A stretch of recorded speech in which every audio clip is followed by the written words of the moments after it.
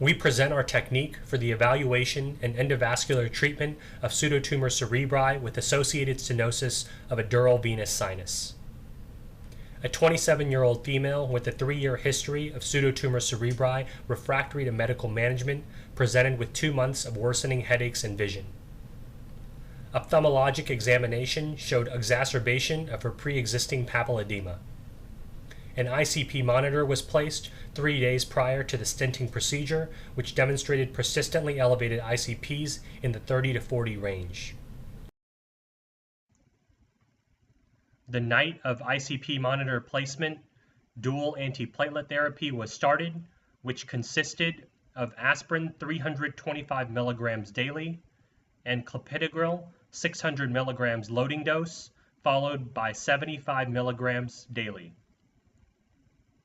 Pre-stenting aspirin and P2Y assays showed therapeutic platelet inhibition at 397 aspirin reaction units and 169 P2Y12 reaction units, respectively.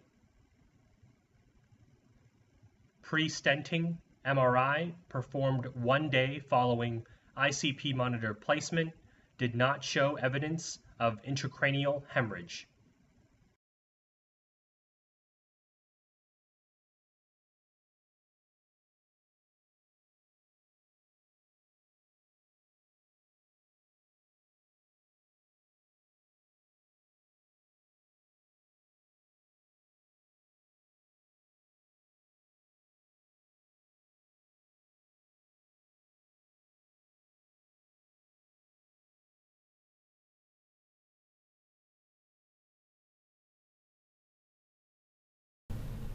MR venography and diagnostic cerebral angiography confirmed flow-limiting stenoses of the bilateral transverse sinuses with pressure gradients of 26 and 28 millimeters of mercury across the left and right transverse sigmoid junctions, respectively.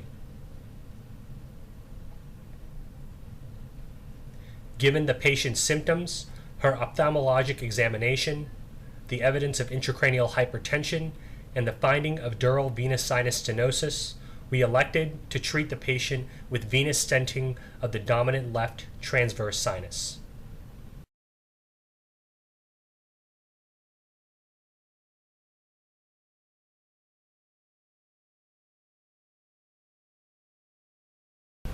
This is our setup, which allows for catheter arteriography and venography, along with a pressure transducer connected to a monitor which records the transduced venous pressures.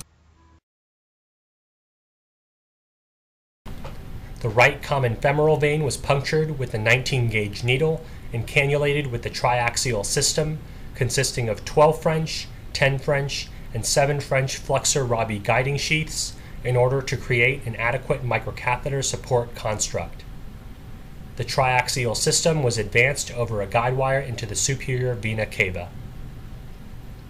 A vertebral diagnostic catheter was advanced over a guide wire through the triaxial system into the left jugular bulb.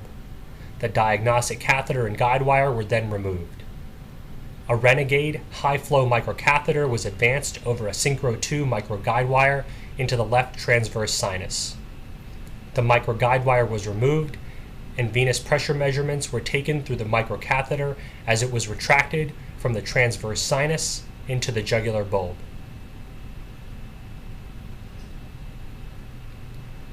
The mean venous pressure was 33 in the proximal transverse sinus and 13 in the sigmoid sinus, yielding a pressure gradient of 20. The patient's corresponding ICP at this time was 36.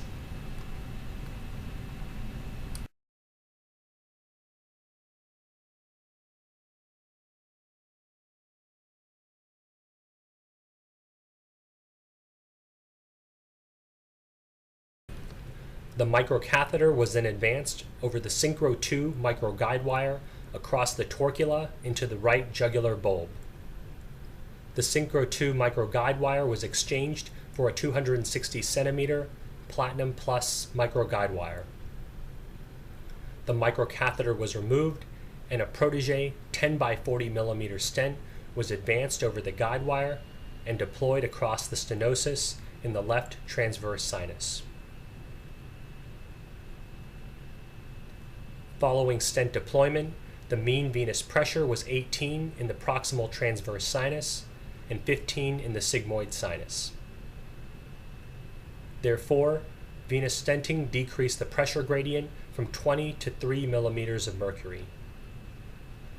The ICP remained 36 after stenting, but decreased to 12 on the night following the procedure. The ICP monitor was removed in the operating room on post-stenting day 1. A CT head performed after ICP monitor removal did not show any evidence of hemorrhagic complications. The patient had an uneventful post-operative course. At 6-week follow-up, the patient had no headaches and improved visual fields on ophthalmologic examination.